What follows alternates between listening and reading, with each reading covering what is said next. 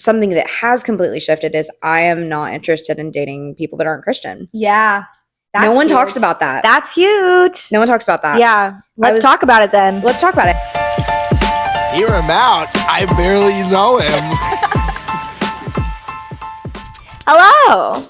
And welcome to the Hear Him Out podcast, a weekly conversation with my friends and I about how God talks to us and asks us to hear him out. And so this week I'm joined by Chloe and Ashlyn. Hi. So this week will be Chloe's episode. Next week will be Ashlyn's episode, but they're here together. So Chloe, do you want to introduce yourself? Tell the pod how we met. Tell a funny story. Oh my gosh. Yes. So we met obviously at Watermark Coffee. Had to. Yeah. Yeah. Where else do you obviously. Where else do I meet anybody? Yeah. Where else do you meet people these days? I lived in Dallas growing up. I'm 24. I moved away for 2 years for college. Where'd you go? I moved back and I went to Texas A&M. And so, yeah, gig 'em. And so, yeah, I feel really lucky to be brought back to this community where I grew up and to honestly have like held and then established more friendships as I've been here. It's been like truly the greatest blessing. And I think since I really actively started going to Watermark, we're coming up on like 6 months ago now, which is wow. Crazy. I know. It feels like it's gone by so quickly, but yeah, I just see all the ways that the Lord is continuing to work in my life. And I think that establishing this friendship with you and everybody there has just been like one of the greatest joys of my life this year. Yeah. I love that. Yeah. We haven't known each other for very long. No. Probably like 3 weeks. Longer. A little longer. Like really? Like a month maybe? Really? Yeah. Okay, so 4 weeks. Yeah, like 4 weeks. Yeah. Yeah, but we've already made so many memories and I love it. Have. And it's great. You came to my party, we sang karaoke together. We sang Seven Summers together. We bonded over our mutual love of Shrek. Yes. How else? I knew I would like you immediately when I invited you to my Shrek party and you were like, I love that you're having a Shrek party. It's the greatest thing. Yeah. And then we just like kept talking about Shrek for a while. And I was like, this is how friendships are made. Our right group here. Chat. It's yes. called Ogres. Our group chat is literally called Ogres. With us two and then our friend Karina, who will also be on the podcast eventually, but she had to work today. Yeah. So yeah. But I just love that. I was like, this girl's fun. This girl's funny.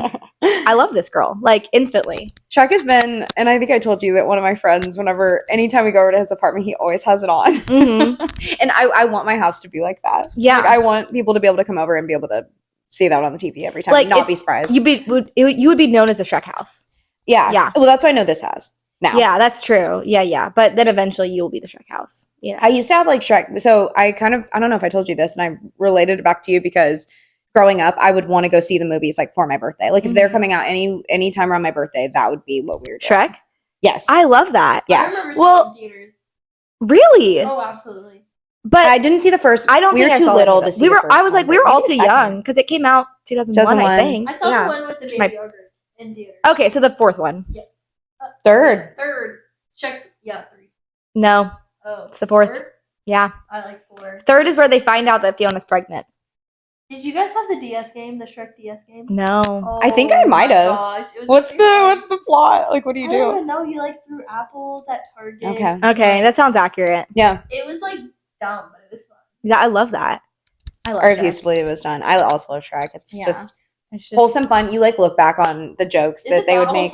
Yeah. I was just about to say that. I look back on like the jokes that they make, and it's just funny that now like you look back and you get the jokes. Yeah, there's so many more jokes that I understand now.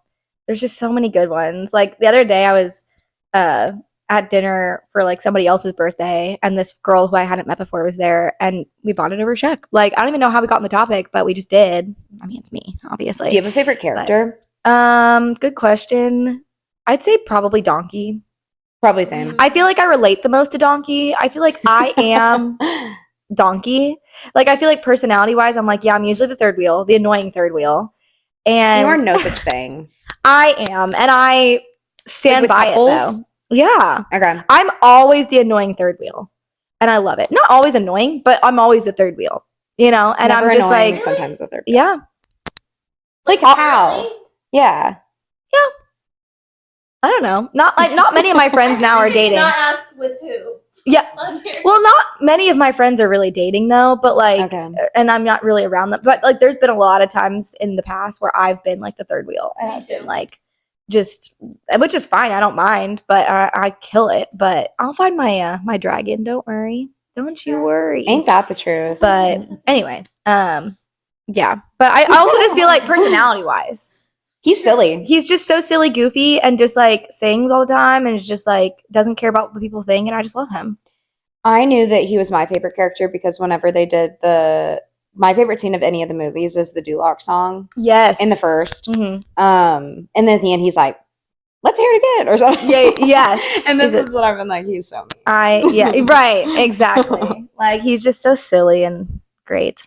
But anyway, yeah. Enough about Trek. No, yeah. But Enough about we Shrek. could sit here and talk. This could just be the Shrek podcast. We could sit here It and sure talk could. about Shrek all day. And I'd be but open to it. I also would be, but we probably should talk a little Your bit more eyes deep than match that. Stop it. That's crazy. Yeah. I don't even want to explain it. Your eyes match Shrek? Yeah, they're I'll explain it. They're Please. green because my contacts are blue light, and so they're kind of like lime green appearing Oh. to other On people the rim. on like around Oh, my around the eye. rim. Your real eye color. They're kind of brown with some Hazel. green, a little Yeah. hate. I little did haze. notice that earlier, and I was like, is Yeah. she okay? People people bring it up more often than you could ever imagine. So it's blue light in your contacts. Correct. That's So, fancy. So you don't have to wear like blue light glasses. Yeah. That's really fancy. I do have glasses, but they're not blue light. I lost my Mm. Yeah. glass. So I like. But I'm That's really tough. blind. What do you do when you don't have contacts in? I don't exist. I keep extra contacts in my purse. I keep extras in my car to be safe because I physically cannot drive or function without them. That's crazy. But what do you do in the mornings, like when you take your contacts out, or do you like sleep? Oh, I immediately put them in Oh, okay. in the morning, Can and then you I see take them them? I out know. right before bed. You don't take them out? No, I do. Oh, you do. Bad for you. Oh, okay, okay. I take them out. but Well, I there's some that you take can 'em out. sleep in, right? Probably. Not I think mine, there's. though. Oh, okay, okay. I don't think you're supposed Ouch. to. I think they Yeah. can like. Ugh. Yeah, and they can like go under I your don't know that. eyelids and like I've seen TikToks where they like collect like hundreds from people's eyes. Oh, They get into That's not my journey, I their hate that. cavities and all that but it's Oh, gross. crevices. Ew. I hate that so much. Anyway, that. on that note, should we jump into it? We are kind of on a time crunch, so because we have to get through 2 episodes and we don't have that much time, so Yeah. we'll get through this. So, Okay. Chloe, I have a question for you. Yeah. When is a time in your life that you feel like the Lord has asked you to hear him out about something? Okay, so you kind of gave us like a little preface for this, and so honestly, this morning at church, I was just thinking about it, and So you weren't paying attention to the sermon at all? I was, but I was trying to relate what he was saying back to my I'm just life kidding. and just see how it all was applicable and Yeah. how it fit in. The most recent experience, and I think one of the most like formative, was definitely within the last couple months of my job search. Mhm. I've expressed to y'all that it was kind of, I would say like the first couple jobs that I've had, as much as I've like enjoyed them at the time, it just never really felt like it was somewhere where I could stay for a really long Yeah. time. And I do think that through that, the experience has taught me a lot, and I met a lot of wonderful people and friends, and it ended up being so worth it. But there was just something like in my heart that was vying me for more, and it was kind of the same feeling as like kind of like being pulled to or called to the church, and feeling like that was somewhere where I wanted to go. And I mean, it just so happened that there was like a sign. Karina, I went to breakfast with her, and she was like, "Would you want to come with me?" And for some reason, I was like, I can't explain why, but I've been kind of wanting to. So this is like my sign, I guess. Never stop going. And Is that like to church? Like she invited you to church? correct. And so were you going to a church at all before this? Growing up, my parents always considered themselves like religious, yes, but never like true churchgoers. Okay. And so we were kind of like I think it's More called, like creasters? yes, that Yeah. is exactly what I was gonna say. So we would go like on holidays and things, and I was baptized whenever I was little, and then as time kind of went on, Baptized how? Yeah. baptized like Were you like baby baptism? or like I was maybe 6. Okay. So Yeah. pretty Like young. dunked? Correct. Yeah. Like you said like you accepted. I said what they like, told me to say, yeah. Was it your decision to get baptized? It's not that I mean, at the time I think I just didn't really know any You didn't better. And understand, so it yeah. wasn't anything where I was like, I don't want to or I do want to. I kind of just Did it? It's just what you did. It's just what you did. Yeah. Into like a Christian church or like what? I guess yeah, like a denomination, Lutheran. Oh, okay. So, Mm. that's what both my parents were growing up, and so it was funny that they connected. Interesting. Yeah, and so, but the churches that we would go to would either be like Baptist or non-denom. So, Okay. yeah. So, I don't know what it was. I mean, I'll say it right now. Like, I completely lost my faith growing up. Like, that was never something that was a part of my story, especially throughout like middle and high school. I like completely considered myself someone who was not faithful at all. But for some reason, like I said, there was always just kind of this like pull and this curiosity to learn more. And I know what that is now, but at the time you just like, Yeah. you never know like why your heart's pulling you that direction. And so when I would say that my heart was kind of open to it within the last couple of years, especially like later in college. And I had a couple friends who were believers, and that was always something that I was like interested in, but never really had like the motivation or like somebody to be like, hey, come with me. And I felt like that's what I needed. And so it was weird. I had this feeling the first time that I like walked in, and I sat down with Karina and I like cried for like most of the service. Is this to Watermark? Yes. Okay. This was like this was like almost 6 months ago. This was Wow. like Okay. Tuesday or early Sunday? July. It was on a Sunday. Okay. So pause. Sorry. Yeah, no. So you weren't like a firm believer before this? No. Okay. No. Continue. Yeah, I would even go as far as to say that I like identified as like a non-believer. Okay. Up until 6 months ago. Literally. That's yeah. awesome. Yeah. Praise God. Cool. Praise the Yeah. Lord. Yeah. And so like I said, my heart was kind of being called to it. And it was something, especially over the last couple of years, that I was more open to, but it was never something that was concrete or like tangible to me. And so then whenever I started going, like I said, it was weird. I like kind of walked in and it felt like everything had washed over me. And I remember I like talking to one of my friends and kind of identifying as like, is it common, especially like in your first like couple times or like months that you're going to church, you feel like you're going like almost like asking for something or like saying a prayer and hoping it's fulfilled. And yeah, because he told me, he was like, I mean, that's why I started going, is because you kind of like think that it might make your life better and you see happy Christians and you want to be like them. And it probably only took like 6 or 7 more services for me to realize that it was so much more than that. Yeah. And yeah, it's completely changed my life. As far as like what I felt with my job search and everything, I think it was one of those things where, like I said, I wasn't super invested in the jobs that I had ever been in before, and I never really felt like I had like a true purpose there, like a true calling. And then I knew that eventually I wanted to get into like what I'm doing now, which is talent acquisition. So like still working with people, but being in like the HR, like internal side, and like hiring people and bringing them onto like their dream jobs. Like that was my dream. And throughout, like, especially, I mean, the transition from my last job to this one, there was a lot of like applying and a lot of praying and a lot of like time in between where I was like, I don't know where this is going, but there's just such an overwhelming amount of faith in me that it's going to be fine. Yeah. And that was something that I had never, ever, ever identified with. Like, I am a planner to my core. I always would freak out if a situation wasn't going my way. It was never something that it was never in me to not worry about things. I just And not have the constant peace. anxiety. Yeah. Yeah. And so I think it was then that like all of this time of like not being sure, I finally was like rooted in my faith and being like, it is going to be okay. And I know that's okay because it's already been laid out. And I just have to continue walking the path. And I think too, like I had like made it to like final rounds of these interviews and things. And for some reason, things just like weren't working out like I wanted them to, or like I would get to the final round and it just wasn't right for whatever reason, or I wouldn't feel good about it, or they wouldn't, or whatever. And so I feel really content with like his plan and carrying me through all of that with like such like strength and in a really overwhelmingly anxious and unsure time, like to be able to be like, you know what, I'm going to be okay. And I continue to hear him out. And I just feel so grateful. And I think too, like in that time of like having a little bit of a break, I was able to like establish relationships with y'all. And especially nowadays, like I do work in person in office a couple days a week, but then I have that work from home schedule as well. And so it's just nice that I'll be able to continue carrying that into kind of like my everyday life. But I would say that that was probably like in recent memory, the most formative thing that I just like really had to hold my faith to and Yeah.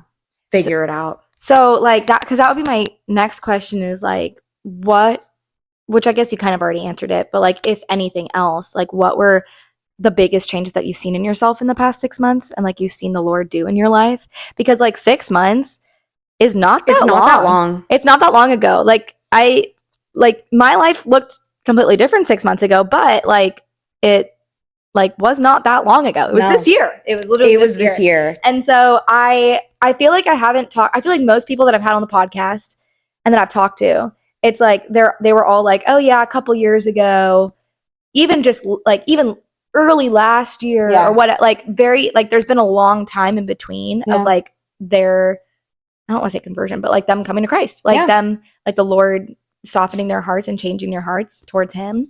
And so like this is kind of newer to have somebody on the podcast who like within the last 6 months has gone through radical change. Yeah. Because and talk about that because we had someone, my friend Spencer was on a couple. Do you know Spencer?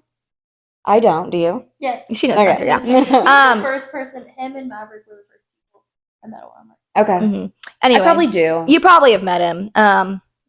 He's great. Yeah. And so, but he was on a couple weeks ago and talked about how like for him, I keep saying conversion, but him coming to be like a Christian, he didn't stop like doing a lot of things like at the same, it wasn't like a black and white, like Yeah. he's not a Christian, he's a Christian now. And Yeah. like everything, There's a all lot of of his, gray like, area. yeah, there's a lot of like, it took a while for like him to be convicted about a lot of things. And like, it took a while for like there to be a lot of like more significant life change. Like he was still doing like, he was still like smoking weed and like still Mhm. doing things that like people on the outside looking in would be like, are you really a believer if you're doing that? You know what I mean? Sure. And so like, which we're being sanctified and renewed day by day. And so like, we're going to constantly be doing things Yeah. like where You're like taking we're steps still back sinning. almost. Like, Yeah. we're gonna, me and my roommate earlier, we're just talking about this, how like we're always gonna be sinners. Yeah. But like, some people's sanctification, like,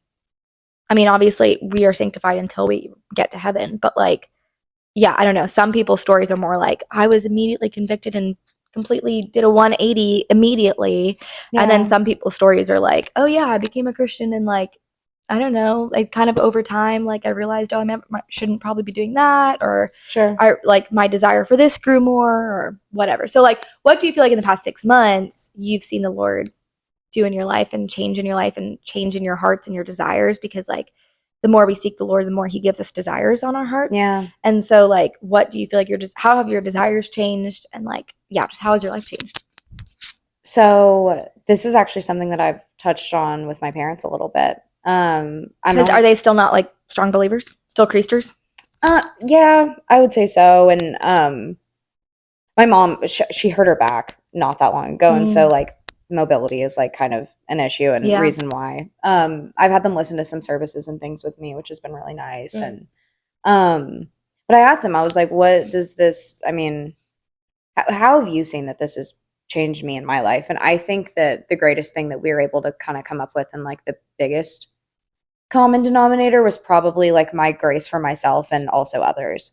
Like I mean, especially through college, and I would say even like immediately post grad, which is coming up on 3 years ago now, I just was, I mean, for lack of a better word, kind of an angry person. Like nothing was ever my fault, it felt like, and I just never really handled myself with a whole lot of grace. And like if things would go wrong, like I would just kind of throw a fit about it. And just very like selfish, very kind of, like yeah, angry. yeah. And even Karina had said that this is kind of manifested in my life, is that she just sees me as so much more selfless as I ever have been before. Because I don't see that in you at all. I mean, granted, I haven't known you for very long, Yeah. but like that would really surprise me that, Yeah. you know, that you used to be like that. Yeah. And that's something that I'm not necessarily like ashamed of. I definitely like look back on my life and have been like, why did I act that way? Yeah. But I do think with that, like I've really been able to turn over a new leaf in my relationships with other people. And honestly, like my relationship with myself, I see the way that Christ was so ridiculously, I mean, TA says it all the time, like gentle and lowly. Mm-hmm. And And that's how I've tried to carry that in my life too, and being like, I want to be gentle with myself, I want to be gentle with others. Even just like small things, like my mom used to ask me to do things and it would just kind of be like an excuse as to why I couldn't do it or wouldn't do it at that very moment. I've noticed that I've just kind of, more so than ever, kind of like gone out of my way to help them and help others because they're not getting any younger. And I don't know, carrying myself in a way of like, I think they always say like you treat others the way that you want to be treated. And I knew what that meant, but I never really felt like I carried it much in my life or applied it. And that was a huge game changer. And just like being kind and like carrying my love for the Lord in all of my relationships. And I found too that I've been able to kind of like deflect that in the way that if things have changed or if my relationship is maturing with other people, like that is something that I bring to them, is like this part of me has been like completely renewed. Like my life looks completely different from it than it did 6 months ago. And I think too, like just kind of on the topic of like how the Lord works in mysterious ways. It was funny because I had Gus sat next to us at service probably like 2 months ago now. Our friend Gus, not my I bunny. remember that day. Yeah. It was so special. He sat next to Karina and I. Usually like during the little introductions at the beginning, you don't really get into like your Had you life met him before? No. Okay. He just randomly sat next to us. It was the very end. We were the second to last on the row and he sat in like the very last seat. And Wonder why he sat there. God. Yeah. Gus is a mysterious creature in and of himself. We love Gus. Yeah. Gus works in mysterious ways. He does. He did, because he made the connection that Karina, my best friend, and Naomi, who is very well networked within the church, we're both like Christians in fashion. And what's funny now is we talked to Naomi and she says that she'd only met Gus like a handful of times. Yeah. Like once or twice. And he made that connection. And it was interesting. And Karina and I have talked about it since, that he like actually followed through with it. Yeah. And that he was like, I want to introduce y'all. Like, let me call her. No, I remember when it happened. Yeah. I remember like briefly standing over there because I was like maybe hanging out with Naomi afterwards or like talking to her, and I remember it. And then like later that week, Karina's at something. Yeah. So he introduced Karina and Naomi. Yeah. Did you meet Naomi too? And I was there too. So they didn't know each other before. No. Wow. So that's why they're so close now. Like you guys are all so close. Yeah. Because y'all are really close with her. Yeah. I didn't realize. I thought you guys had been close with her for a while. No. Wait, that's crazy. Isn't that so special? That's so cool. He is really good. Just to like go off on a bunny trail. That's funny. Not yet. Probably soon. Has Jalen? King. Yeah. King. Yeah. He's so he was one of my first ones because I've known him for so long. Tess on the podcast. I should. She's our 2-3 leader. Or Mary Claire. Love Tess. Oh yeah, I've been thinking that. Yeah. Anyway, Gus is really good at connections. Sometimes he forgets names, and he will say that. He's like, he kind of gets on himself because he's bad at names, but he's also really good at connections and like really good at remembering things of like, oh, you did this and you did that, and like you're into this and you're into that, and like he's really, really good at connecting people and like making people feel included and loved. And so that's so cool, like to see the testament of just like him being faithful in that, of like getting to connect you guys, because that's awesome. It was so cool. And so is that how y'all met? Yeah, through Naomi? Yeah, through Naomi. Yeah, I met Karina. Wow. I met because Karina, the Wednesday after they met, Naomi, Karina was at Naomi's house for a game night. Were you there? Oh, I didn't end up going. Yeah, you weren't there. And then that Friday, there was like another party. And that's when Yeah. wait, that's crazy. So y'all haven't known each other for that long either. No, like 2 I months thought ago. you guys had known each other for like forever. No. That's And then, crazy. like, the next Monday, like I saw them at the coffee shop, and then we just sat there. Oh, wait, that's so fun. Yeah. Yep. I love that. Yeah, it was like very much right place, right time kind of Yeah. thing. And Watermark is also so big but so small at the So same small. time. It's like everybody knows everybody somehow. But also nobody knows anybody. Yeah. Which is so weird too. Because sometimes like people will meet for the first time in front of me and I'm like, wait, you guys didn't know each other? I Yeah. could have sworn you guys knew each other. because how big is You that know. auditorium? I think it's Like 3,500, 3,500 people. to 3,500 to 4,000 maybe. And we know how crazy the 11:15 is. So the Yeah. fact that he sat literally directly next to us Yeah. and like maybe Which also sometimes he goes to the 4. Like he I doesn't go to know. the 11:15 always. the chances we've never seen him otherwise, which is Yeah. what's so crazy about it. but yeah, like establishing those friendships has just been like the greatest gift. And like being able to go to events and like hanging out and like going to like parties or like just finding ways to stay connected with everybody and then like grow those friendships. It was funny, actually. Naomi introduced me to this girl earlier, like this morning. And I remember What was her name? Emma. Last name? Oh, I can't remember. Okay. Emma something. And in my head, Okay. yeah. Oh, look. Well, so here's what's so funny about it. Okay. I can tell you in a few minutes because, right, but she like was kind of like called to leave like just right before we were about to say bye. And I was like kicking myself whenever I left. I was like, I want to be friends with her. Like, I'm going to text Naomi and maybe I can follow her on Instagram or something because I want to be such good friends with her. And I looked down and she already had followed me on Instagram. Whoa. And I was like, is this for sure her? Like, there's no way. And she had mentioned that she was a speech pathologist and it was in her bio. Oh, wow. So I was like, this is everything. Because I was literally just about to text Naomi and be like, so who's this girl? Oh, did you meet her? Yeah, for the first so time. You had just met, and so Emma looked you up and found you. I guess so, yeah. Wow, that's awesome. And we only had a couple mutuals too, so I was like, this is just nuts. I love that. Sometimes it can be so hard too to like connect with people and feel like you're like really connecting with people. Yeah. And so the fact that like you have been able to experience that so quickly, like I feel so lucky. That's not even funny. Seriously, like that's such a blessing because the amount of people I know, including myself, who had been at Watermark or just like in Dallas for like so long and just weren't really finding people they connected with. And then all of a sudden it was just like that's my story. Like I was in Dallas. I came here in 2022, June of 2022. And I mean, granted, I was at a different church for like the first like 8 months, but even then, like it was so hard for me to feel like I was connecting with people. And like I was trying so hard.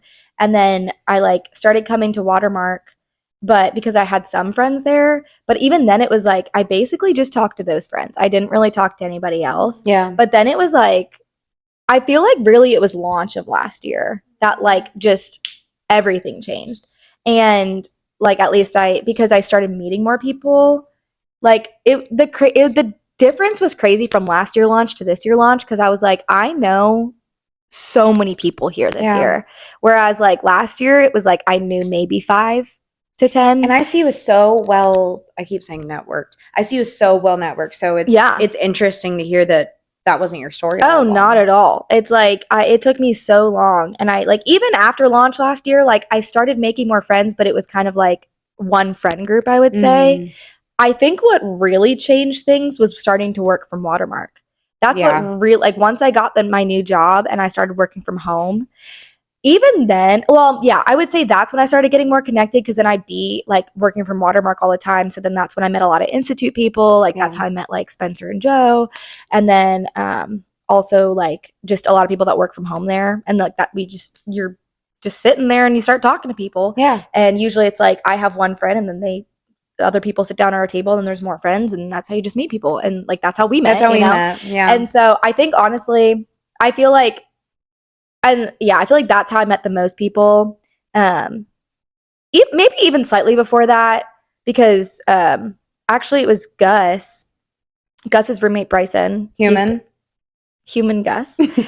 Gus's roommate Bryson moved from Virginia in February, and I feel like he was almost a catalyst because we had mutual friends, me and Bryson from Lynchburg. And so she reached out to me and was like, hey, my friend's moving, help him out. Sure. Because you have friends.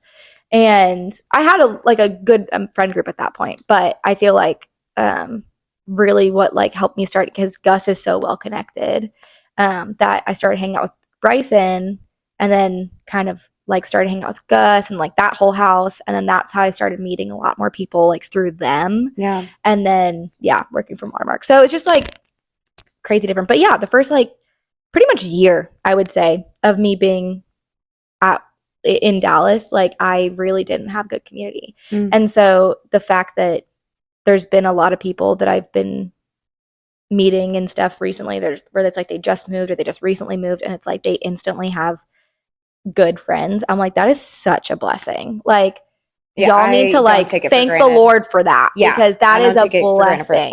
Because it's like it can be really, really hard. And sometimes friendships change, right? Like also the amount of like, yes, I'm very well connected now, but also like I've feel like I've not been on a rotation of friends, but like Yeah. friendships have changed They a come lot. and- They come and go, and- or it's like, you know, I'm closer with one Shift. person for a couple Yeah. months, and then it's like nothing happens, but we just like both get busy or something, you know? Yeah, don't see each other as much anymore. Yeah, just so it's things change, but yeah, I don't know. It's just so interesting and like so cool how the Lord works in that too. And like that was gonna be my next thing kind of with community is like, especially being a new believer, Yeah. community is massive for a new believer, because it's like who you are a product of your 5 closest friends. Yeah. And so like making sure that you're surrounded by people who are taking their faith seriously when you're trying to figure out your faith and Yeah. like trying to grow in your faith is so important. So I guess my question, which we've already kind of talked about, but Yeah. like, do you feel like you like have made good community? I mean, obviously yes, but like how do you feel like community has impacted you in your walk? And like how do you how do you like, has there been any community change? Like have you had to kind of let go of some friendships, or like have any friendships changed previous, like from being before you were a Christian? Honestly, kind of. One of the things that they like really touched on in the first service that I went to, which was so funny and something that I've really held on to, was community over comfort or convenience. And as uncomfortable as I was the first couple times that I went, just not really being sure of like what this would be like or who I would have to talk to or like what was expected of me almost my first couple times in going. Obviously that shifts, but that was something that like really, I mean, for the longest it turned me, I was like, will I be looked at differently? No, I didn't realize that nobody notices and everybody's just kind of seen the same. But then too, like the convenience of it, I think the excuse for the longest for me was like, oh, I don't know if I want to go after work and like dedicate a couple hours to it, or I don't know if I want to do this on Sundays. And I mean, it's drastically shifted how I spend my Saturdays. I don't go out and I don't drink anymore on Saturdays. And if I do, it's like a drink and then I go home. Because I know that where I want to spend my Sunday is at church with my community around me. And so that completely shifted. That's awesome. And then I think too, maybe not friendships as much, because all of my like close friends nowadays are pretty rooted in Christ, but something that has completely shifted is I am not interested in dating people that aren't Christian. Yeah. No one talks about that. That's huge. No one talks about that. Yeah. Let's talk about it then. Let's talk about it. And I recently, it was kind of funny. I was like reconnected to this guy that I knew in college, and I'm not going to say what, but he's a different faith than us. And he was like, why aren't you interested in going out with me? And I was like, if I'm being totally honest with you, I'm really only interested in dating people that are also Christian or like willing to walk in that faith with me and willing to go to church with me on Sundays and have that be part of their story too. And like he had grown up in his faith and everything. And so I was like, I am not taking that away from you at all. This is just the story that I want to walk through. And then, so that was something that I really didn't even give like the chance to start. But I think like, especially in my, first like month or two of like really like rooting this in my identity, there was this guy that I kind of started seeing, and it just kind of became more evident as we were talking that we were not on the same wave. And I can fully understand somebody like at the very beginning of their faith journey or, you know, things like that. At least they're walking in it. Everyone starts at different times. But it was something that he wasn't even open to. And I had to be honest with him that that's not something I'm open to. And so I think like really establishing a community around me of friends, but then also of like potential like romantic interests is everything. Cause it's like, if we're not in agreement on that, it's something that's so fundamental and ridiculously important to me. Like, I don't see how we can walk any further. And you'll hear in the message today, like, the entire mission and like goal and like drive of Christians is to literally just walk in their faith together, and do that to uplift the word. And so I think that if we don't at least have that kind of like fundamental, not like rooting, we don't really have much. But yeah, nobody talks about how that's like so ridiculously important. Yeah. Because also like not even just like, oh, we want to like both be Christian together, great. But it's like you want to be like, the way that the Lord has created marriage is like to represent Christ in the church. And like Christ and his bride, and his bride being the church. And it's like Christ is the head of the church. And so the husband is the head of the household.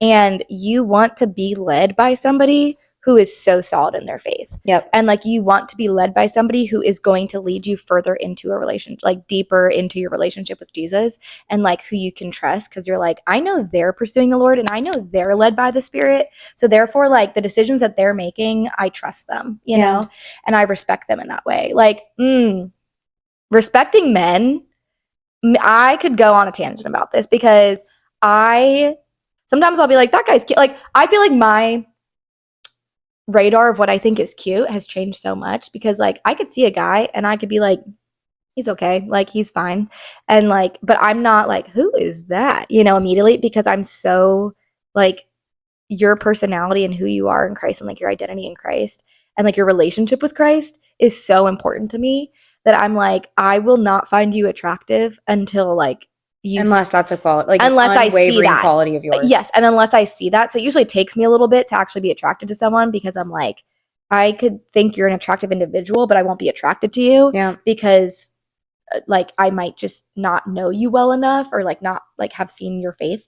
But if I see that, then I'll be like, hubba hubba, you know, because it's like, wow, like you know, not that I think that about every single guy, because like it's still a personality thing too, where it's like there's some guys where I'm just like, personality wise, I just don't see it. Like I just don't think that I could do that or whatever. But yeah, I just think respect is so important, and like it's so much easier to respect somebody that you know is so solid with the Lord. Yeah, because like the man is the head of the household, and like he is going to be the one like ultimately making decisions.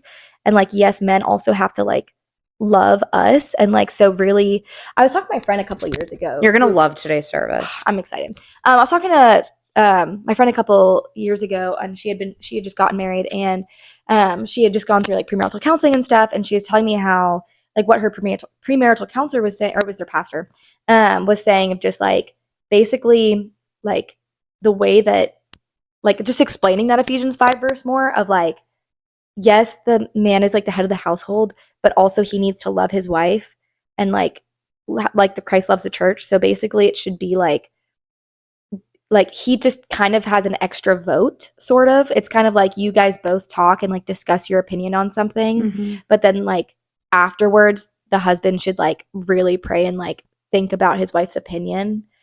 And then it's kind of like, okay, he has the final say, but only after he's like talked to his wife and has like heard her opinion and what she wants. And like, if he can make the decision, like, unless it's like really, he really feels like the Lord is like, no, it has to be something else. Like, then he should try to like go with what his wife wants, you know?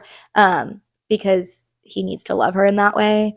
And like but also like love her in a way of like, okay, no, I really like disagree with that because I think that would like hurt us more or whatever, you know? I don't know. Dishonoring. Just like, you name and it. like, how do you honor your wife? Not just like, it shouldn't just be, I think our culture and feminism and everything is like, oh, like women don't have to submit to men, blah, blah, blah. And it's like, no, like we should. I think there's a message of submitting to each other. Yeah. Yes. But it's literally like submission to each other, but like if you think, but like through Christ, you know, and ultimately like wives do have to submit to their husbands, but it would be so much easier for me to submit to someone knowing full well they're submitted to the Lord. Because if they're submitted to the Lord, then I can trust them, and I can trust that like how they're being led is by the Lord. And so it's like, okay, like if that's the case, then even if I disagree with it, then I know and I can trust that like, well, if that's what the Lord's putting on their heart, then I have to trust that, you know, because ultimately I trust the Lord, and I trust that like that's who the Lord has put over me in a way. And I think that, yes, it can get very dangerous and abusive even sometimes, of like men just using their power and like seeing and like using that verse out of context and just in the wrong way of like just doing whatever they want to do. Like abusing their power is not leadership, though. Yeah, it's not but leadership that's not in the leadership. home. Yeah, it's not leadership through God. Right.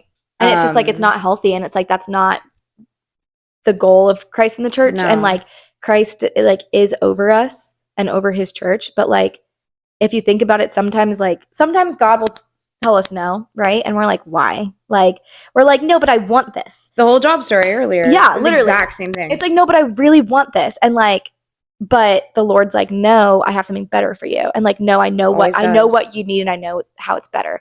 And like, just in the same way we have to submit to the Lord in that, and like what he's asking us to do, or what he's asking us to lay down, or whatever, it's like we have to do that in marriage. And but like knowing that the Lord has has our best interest in mind, and knowing how much the Lord loves us so much that he'll lay himself down for us, that it's like he knows what's best. And while, you know, men are not omnipresent and know everything, it's like we can trust that if they're being so led by the Lord and like are submitted to the Lord themselves, then like we can submit to them and trust that like they love us. Yep. And that whatever decision they make is in our best interest. And so yeah, but like most of the time you should try to freaking do what your wife wants to do, if it's okay. You know, it's like, Yeah. it's not just like, oh, this is my vote, okay, and then I have the third vote. It's like, okay, here's what we both think. Let's put both options on the table, or whatever, all the options, whatever, or like both of our opinions on the table.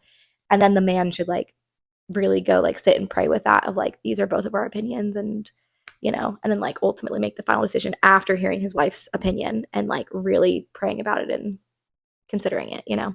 Things always, I think, have a way of working out, and that was a huge reason as to why I was like, this has to be more than just like chance or fate. Like, this has to be something greater. Mm-hmm. And that's something that's like really carried me, is like through all that has happened that I've not been happy about.